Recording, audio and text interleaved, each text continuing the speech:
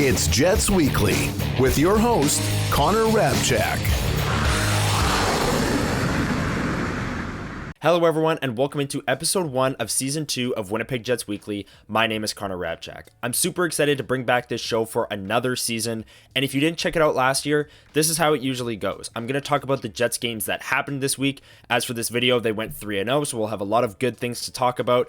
Then I will hand out some awards, the hardest working Jet of the week and my 3 stars of the week, and then later on I'm going to preview the upcoming schedule for the Winnipeg Jets. All of that in under 15 minutes every single Monday morning, telling you all that you may have missed and all that's upcoming for the Winnipeg Jets. As for episode 1 of season 2, let's get right into it with the season opening 6-0 win over the Edmonton Oilers. You could not have scripted a more dominant start to the season than the way the Jets opened theirs with a 6-0 win on Wednesday night against the Edmonton Oilers, and the stats behind me are very deceiving. The Jets dominated this game for about the first half of it. They went up 5-0 halfway through the second period, and then the Oilers are throwing every puck on net. The Jets are maybe passing up a few more opportunities. Score effects take over, and it looks as though the Oilers dominated this game, but we all watched the game and we know that they didn't, and what a game it was for the Jets' bottom 6. The Lowry, Niederreiter, Appleton trio is usually known for their defense and shutdown abilities, and those were on full display against Connor McDavid and Leon Draisaitl in this game, but they actually chipped in offensively as well. Mason Appleton with a 3-point night, adding a goal and 2 assists, and the fourth line as well. Rasmus Kupari snapped a 70-game goal drought in this game as he took a beautiful cross-seam pass from Josh Morrissey and one-timed the puck past Stuart Skinner, who the Jets chased early in this game as the Oilers went to their backup, Calvin Pickard. The number one thing to come out of this game for me is the Jets' power play. This was a heavily scrutinized unit last year, especially so when Gabriel Vilardi missed time. They looked really lost. Even when Vilardi and Sean Monahan were on that top unit, they were really up and down. They would have great games, have bad games. And it's a new look this year. Nikolai Ehlers is in the bumper. Mark Scheifele's on the wall. They're interchanging constantly. There's a lot of puck and player movement. And that was on full display as they went 2 for 3 against the Oilers, who had that crazy penalty kill run in the Stanley Cup playoffs last season. But they scored a goal off an entry. They entered the zone, gave the puck to Nikolai Ehlers. Mark Scheifele drove the net and they deflected it home. And I can't remember many times where the Jets are scoring power play goals off of their entry. That's usually a spot where they struggle with the power play, so that was a great sight to see. And a 6-0 win, there's really nothing bad to say about this game. Connor Hellebuyck was his usual dominant self, and he carried that through the week. But they opened the season, they were 1-0, 6-0 win over the Edmonton Oilers. Let's move on to the home opener. The Winnipeg Jets welcomed Connor Bedard and the Chicago Blackhawks to Canada Life Centre on Friday night, and there was a great buzz in the crowd. They introduced all the players, released their goal songs. There was a lot of hype around this game as it is the home opener, and it was a great crowd on a Friday night. But this game, I gotta be honest, was very, very boring for the first 57 minutes. I wasn't sure what my takeaways were going to be from it, but Mark Scheifele made it interesting. He was at 298 goals heading into this game, and the Jets were losing 1-0 with just over a minute remaining, and an offensive zone faceoff happened. A 6-on-5, the Jets' net was empty. Nikolai Ehlers took a shot. Mark Scheifele banged the rebound home for his 299th career goal. Off to overtime we go. Scheifele sitting at 299. He's out there with Kyle Connor, takes a pass, deflects it home, and the Jets win 2-1 in overtime, move to 2-0 on the season, but more importantly, more covered. Mark Scheifele picks up his 300th career goal, an incredible milestone for the Winnipeg Jets 2.0 first ever draft pick who just signed long term, and actually this is the first year of that long contract for the next 7 years. And if you take a look at the stats behind me here, the Jets did play well on Friday night against the Hawks. They outshot them 35-26. The Blackhawks actually beat them in expected goals 3.37 to 2.78. Scott O'Neill and the players spoke after the game as to the structured style that the Blackhawks were playing and how they're clearly a different team than they were last year. That's where that number is represented. The shot attempts 70-58 in the Jets' favor. They actually hit that 70 shot attempt mark in Sunday's game against the Wild as well, which is a really good team goal to have. That's a lot of shot attempts in one game. And the power play, I just talked them up from Wednesday, but they went 0 for 2 on Friday night and looked out of sorts, looked like the bad Jets power play that we saw last year when they were very inconsistent. But all around, a boring game for maybe the first 50 minutes, but Mark Scheifele made it incredibly interesting, picking up goals 299 and and 300 as the Jets pick up a 2-1 overtime win. That brings us to the final game of the week, where the Winnipeg Jets picked up another 2-1 overtime win against a Central Division opponent.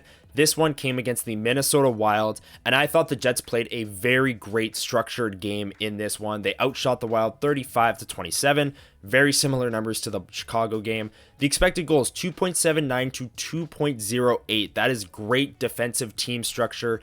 And the Wild had 3 power plays, and the Jets still held them to just roughly 2 expected goals. This is what we saw last year from the Jets in terms of suppressing high danger chances. They did it on Sunday night. The shot attempts, I said it earlier, they hit that 70 mark again, 72-52 in the Jets' favor. That shows a sign of them controlling play, controlling the shot attempts, and the scoring chances, as they did all night long. The power play went 1 for 3 in this game, and their one goal did come in overtime on a 4-on-3 opportunity, so we didn't get to see the 5-man unit score in this game, but still nice to see the Jets pick up the win in overtime. Mark Scheifele to Kyle Connor, who did what he does best, beating a goaltender where really only a puck could fit. Over the left shoulder of Philip Gustafsson, he had little to no room. The goaltender just barely came off the post, and Kyle Connor, with that wicked release, beats the goalie over the glove side. Here's what Scott O'Neill had to say about Kyle Connor's performance after Sunday night's game against the Minnesota Wild. Yeah, he's a shot volume guy, and then you saw it at the end. Not many guys can stand still and whip that like he does, and to score that goal. But he's a guy that shoots from all angles, all places. He did it the other night, actually. He had a bunch that a couple off the mask. I think he threw a couple off the shoulder. His release is so good that, you want him to do that. You don't want him to, not take his shots. And when he's on, he's finding holes, he's finding places on the ice so he can get that shot away. Coming up next, I'm going to hand out my hardest working Jet of the week and my 3 stars of the week. But before we get into that, make sure you've hit the like button on the video, hit that subscribe and the notification bell so you don't miss videos like this every single Monday morning, and all the great Winnipeg Jets content we've got coming to the WST YouTube channel. Let's get into the awards, the hardest working Jet of the week. The hardest working Jet. My hardest working Jet of the week is Winnipeg Jets defenseman Dylan Samberg. He was a favorite for this award almost every single week last year, and I felt I had to give it to him here on episode 1. But the Winnipeg Jets penalty kill this week was 5 for 5, and I thought their most impressive game was Sunday against the Minnesota Wild, where they went 0 for 3, and Dylan Samberg's fingerprints were all over that penalty kill. He was blocking shots, clearing people out from the front of the net, disrupting passing lanes, and clearing the puck. He's one of the best penalty killers, if not the best penalty killer on the Winnipeg Jets. He even has that added responsibility at 5-on-5 this year, stepping into a top 4 role with Brendan Dillon moving on in free agency. Dylan Samberg, blocked shots, physical, great penalty killer. He's my hardest working Jet of the week. And now, the Jets Weekly 3 stars of the week.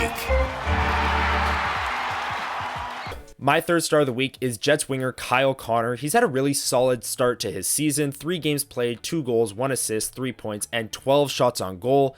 8 of those shots came in the game against the Minnesota Wild. And of course, one of those shots was the gorgeous overtime winner that he had. The other goal he scored on this season was that wacky opening game streak that he kept going. He's now the NHL record holder for consecutive years scoring in the opening night game at 7. He passed a few players that had done it 6 straight years, but he's done it 7 straight years scoring in opening night games, which is just the weirdest record ever. But Kyle Connor is an NHL record holder. He's my 3rd star of the week. My 2nd star of the week, and he only lost out to the guy in first because of all the milestones that he had, but Connor Hrabchak, what an unbelievable start to his season following up the Vezina Trophy that he won last year.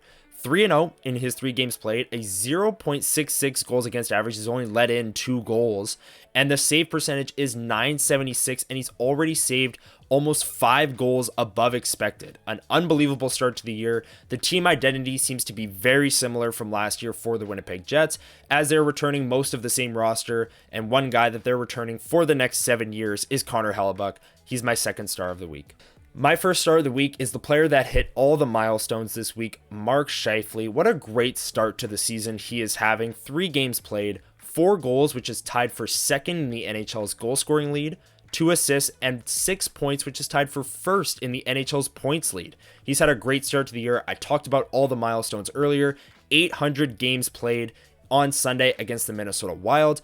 And on Friday night, he scored his 300th goal in overtime to ice that one against the Chicago Blackhawks, becoming the second player ever in a Winnipeg Jets uniform to score 300 or more goals.